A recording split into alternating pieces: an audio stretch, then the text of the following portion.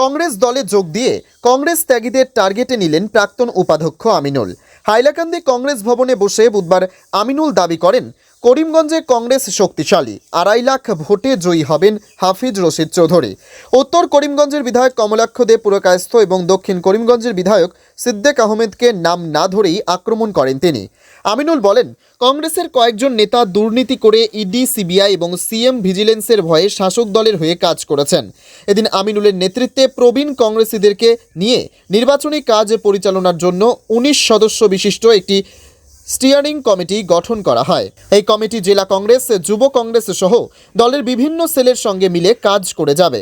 হাইলাকান্দি কংগ্রেসে মতবিরোধ নেই দাবি করে আমিনুল বলেন, দলবিরোধী কার্যকলাপের জন্য যুব কংগ্রেসের সভাপতি সহ মহিলা কংগ্রেসের কয়েকজনকে বহিষ্কার করা হয়েছে। প্রাক্তন বিজেপি বিধায়ক আমিনুল বলেন, কংগ্রেস একটি বিশাল দল, এখান থেকে 2-1 জনকে বহিষ্কার করলে দলের কোনো ক্ষতি হবে না। প্রাক্তন বিজেপির এই নেতার দাবি, দেশ জুড়ে এবার কংগ্রেস শক্তিশালী অবস্থানে রয়েছে। করিমগঞ্জ আসনেও কংগ্রেস বনাম বিজেপির লড়াই হবে। এখানে এআইইউডিএফ প্রার্থী প্রতিদ্বন্দ্বিতায় আসতে পারবেন না, তাই এআইইউডিএফ সুপ্রিমো আজমলকে এম বাহারুল ইসলামকে টিকিট না দিয়ে এই প্রার্থীকে দিয়েছেন।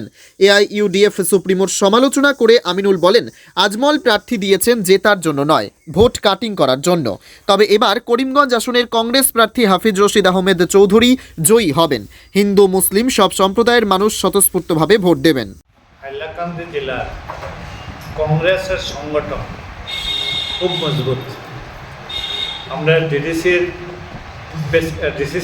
প্রেসিডেন্টের নেতৃত্বে কংগ্রেসের যেটা কাজ, আমিও যখন আওয়ার আগে আমি মনে করছিলাম যে কংগ্রেস সংগঠন এখানে দুর্বল।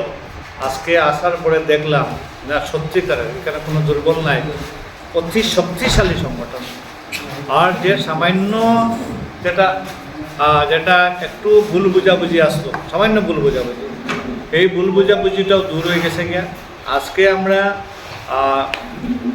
হাইলাকান্দি ডিস্ট্রিক্টের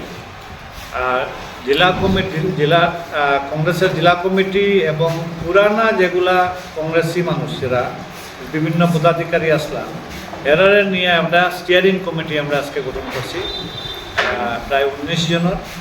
আর এই স্টিয়ারিং কমিটি এবং ডিস্ট্রিক্ট কমিটি মিলিয়া আমরা একসঙ্গে কাজ করবা, কোনো মতানৈক্য নাই, কোনো মতবিরোধও নাই। আমরা আজকে খুব শক্তিশালী অবস্থাত আমরা কাজ শুরু করব। আর এর আগে যেগুলা সামান্য ছোটো ছোটো আসলো, যুব কংগ্রেসের একটা খুব আসলো, যুব কংগ্রেসেরও খুব দূর হয়ে গেছে গিয়া। তারা যেজন যুব কংগ্রেসের প্রেসিডেন্ট, তার মানে যুব কংগ্রেস থেকে তারা সাসপেনশন করা হয়েছে। এখন যারা যুব কংগ্রেস যারা আছে, এরা সক্রিয়ভাবে দলীয় প্রার্থীর কাজ করবে, দলের আনুগত্য স্বীকার করে কাজ করবে। দলে আর কোনো বিশৃঙ্খলা নাই, এখন দল শৃঙ্খল, দলের সুন্দরভাবে কাজ হবে। আর আমাদের প্রার্থী বিপুল ভোটে জিতবে। কংগ্রেস একটা বহুত বড় দল, 1-2 জন সাসপেনশন হলে কিছু হবে না। হ্যাঁ, কংগ্রেসের অনেক কর্মী আছে, অনেক সমর্থক আছেন। 1-2 জন কর্মী যদি সাসপেনশন হয় দল বিরোধী কার্যকলাপে, তাহলে দলের কিছু ক্ষতি হবে না। আসামে